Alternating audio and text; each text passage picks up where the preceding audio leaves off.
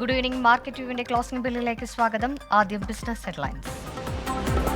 തുടർച്ചയായ 6 ദിവസത്തെ വിജയ പരമ്പര തകർത്ത ഇന്ത്യൻ ഓഹരി വിപണി. നിഫ്റ്റി 22,100 താഴെ വ്യാപാരം അവസാനിപ്പിച്ചു. സെൻസെക്സ് 434 പോയിന്റ് ഇടിഞ്ഞു.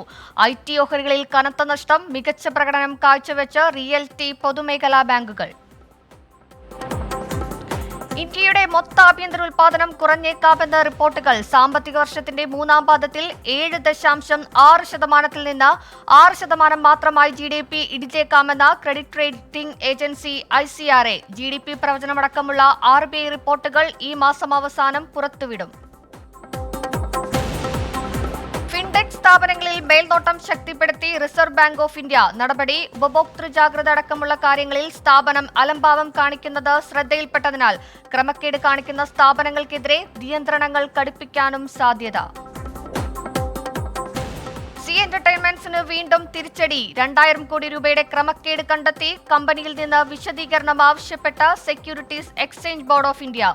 വാർത്തകൾ നിഷേധിച്ച സി എന്റർടൈൻമെന്റ്സ്.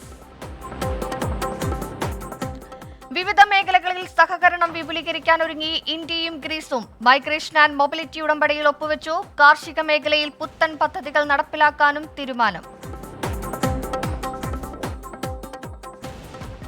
ഇനി മാർക്കറ്റ് അനാലിസിസ് ആണ്. തുടർച്ചയായി 6 ദിവസം നേടിയ റെക്കോർഡ് നേട്ടങ്ങളെല്ലാം തകർത്ത ഇന്ത്യൻ ഓഹരി വിപണി നഷ്ടത്തിലാണ് ഇന്ന് വ്യാപാരം അവസാനിപ്പിച്ചിരിക്കുന്നത്. മങ്ങിയ ആഗോള സൂചനകൾ ഒരു പരിധിവരെ ഇന്ത്യൻ ഓഹരി വിപണിയെയും ബാധിച്ചു എന്ന് തന്നെ പറയാം.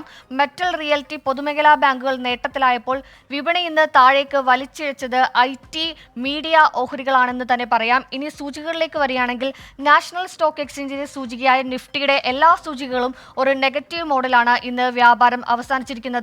ഇന്ന് സർവകാല റെക്കോർഡ് പോയിന്റ് വരെ എത്തിയിരുന്നതാണ് നിഫ്റ്റി. പക്ഷേ അതിനുശേഷം ഇന്ന് വ്യാപാരം അവസാനിച്ചപ്പോഴത്തേക്കും നഷ്ടത്തിലാണ് ഇന്ന് വ്യാപാരം അവസാനിച്ചിരിക്കുന്നത്. പോയിന്റിലേക്ക് വരികയാണെങ്കിൽ 141 പോയിന്റ് ഇടിവിൽ 22,055 പോയിന്റിലാണ് നിഫ്റ്റിയിൽ ഇന്ന് വ്യാപാരം അവസാനിച്ചിരിക്കുന്നത്. Nifty mid cap, small cap സൂചികളിലേക്ക് 1% വീതം നഷ്ടം രേഖപ്പെടുത്തി. ഇനി നിഫ്റ്റി ബാങ്ക്, നിഫ്റ്റി ഫിനാൻഷ്യൽ സർവീസസിലേക്ക് വരികയാണെങ്കിൽ അവിടെയും ഒരു നെഗറ്റീവ് നോട്ടാണ്. 74 പോയിന്റ് ഇടിവിൽ 47,019 പോയിന്റിലാണ് നിഫ്റ്റി ബാങ്ക് ഇന്ന് വ്യാപാരം അവസാനിപ്പിച്ചിരിക്കുന്നത്. പക്ഷേ പൊതുമേഖലാ ബാങ്കുകളുടെയൊക്കെ തന്നെ ഓഹരിയിൽ ഒരു ചെറിയ രീതിയിൽ ഒരു ഉണർവുണ്ടായിരുന്നു. അതുകൊണ്ട് തന്നെ ഇന്നത്തെ ദിവസത്തിൽ ഒരു പരിധിവരെ ബാങ്ക് ഓഹരികൾ ഉണർന്നു തന്നെയാണ് ഇരുന്നത്. പക്ഷേ വ്യാപാരം അവസാനിപ്പിച്ചിരിക്കുമ്പോഴത്തേക്കും ചെറിയൊരു നഷ്ടം ബാങ്ക് ഓഹരികളിലും പ്രകടമാണെന്ന് തന്നെ പറയാം. ഇനി ബോംബെ സ്റ്റോക്ക് എക്സ്ചേഞ്ചിന്റെ സൂചികയിലേക്ക് വരികയാണെങ്കിൽ ബോംബെ സ്റ്റോക്ക് എക്സ്ചേഞ്ചിന്റെ സൂചികയായ സെൻസെക്സും ഇന്നൊരു നെഗറ്റീവ് നോട്ടിലാണ് വ്യാപാരം അവസാനിച്ചിരിക്കുന്നത്. 434 പോയിന്റിൽ ഇടിവിൽ 72,623 പോയിന്റിലാണ് സെൻസെക്സിലും ഇന്ന് വ്യാപാരം അവസാനിച്ചിരിക്കുന്നത്. കഴിഞ്ഞ 6 ദിവസമായി ഒരു റെക്കോർഡ് തന്നെ ഭേദിച്ചുള്ള ഒരു വിജയ കുതിപ്പിലായിരുന്നു ഇന്ത്യൻ ഓഹരി വിപണി. അതിനൊക്കെ ശേഷം ഇന്ന് ഒരു മങ്ങിയ ആഗോള സൂചനകളുടെ ഒക്കെ തന്നെ ഒരു പ്രതിഫലനം ഇന്ന് ഇന്ത്യൻ ഓഹരി വിപണിയിലും പ്രതിഫലിച്ചു എന്ന് തന്നെ പറയാം. ഇനി മാർക്കറ്റ് വ്യൂവിൽ ഒരു അതിഥിയാണ്. DPFSന്റെ മാനേജിംഗ് ഡയറക്ടറായ പ്രിൻസ് ജോർജ് ആണ്. Good evening Shri Prince George. Market ഒരു 6 ദിവസത്തെ ഒരു കനത്ത പോരാട്ടത്തിന് ശേഷം ഇന്നൊരു നെഗറ്റീവ് നോട്ടിലാണ് വ്യാപാരം അവസാനിച്ചിരിക്കുന്നത്. എന്തൊക്കെ ഘടകങ്ങളാവാം മാർക്കറ്റിനെ ഒരു നെഗറ്റീവ് നോട്ടിലേക്ക് കൊണ്ടുപോയത്? അതുപോലെ തന്നെ നിക്ഷേപകർ വരും ദിവസങ്ങളിൽ പുലർത്തേണ്ട ജാഗ്രതകൾ എന്തൊക്കെയാണ് വിപണിയിൽ? Good evening Suryasree. നമ്മൾ ഇന്ന് ഉച്ചയ്ക്ക് പ്രോഗ്രാമിൽ സൂചിപ്പിച്ചിരുന്നു മാർക്കറ്റ് ഒരു ഹൈയിൽ ചെന്നു.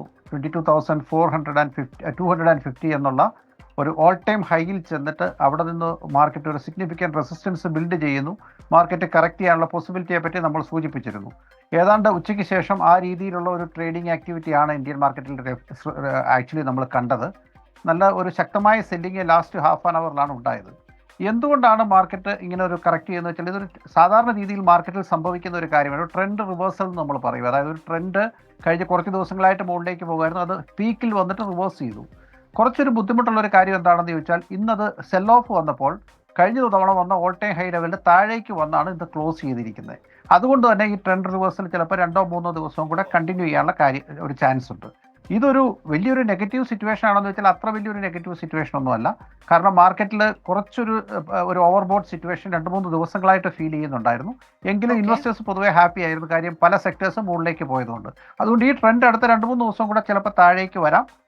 അതൊരു നല്ല ബൈയിങ് ഓപ്പർച്യൂണിറ്റി ആയിട്ട് മാറാനുള്ള ചാൻസും ഉണ്ട്. അടുത്ത ആഴ്ച F&O എക്സ്പയർ ചെയ്യാൻ അതാണ് പ്രധാന കാരണം. അതുകൊണ്ടാണ് ഒരു സെൽ ഓഫ് മാർക്കറ്റിൽ ദൃശ്യമായത്. ഓക്കെ, നന്ദി. ശ്രീ പ്രിൻസ് ജോർജ് ആണ് മാർക്കറ്റ് വ്യൂവിൽ അതിഥിയായെത്തിയത്. US മാക്രോ ഡേറ്റകളടക്കം വിപണിയെ സ്വാധീനിച്ചേക്കാവുന്ന ഒട്ടേറെ ഘടകങ്ങൾ ഈ ആഴ്ച ഇനിയും ബാക്കിയുണ്ട്. വിപണിയിലെ കൂടുതൽ വാർത്തകളുമായി നാളെ കാണാം. ഇന്ന് സംഭവിച്ചതുമായി അനുജ തുടരും.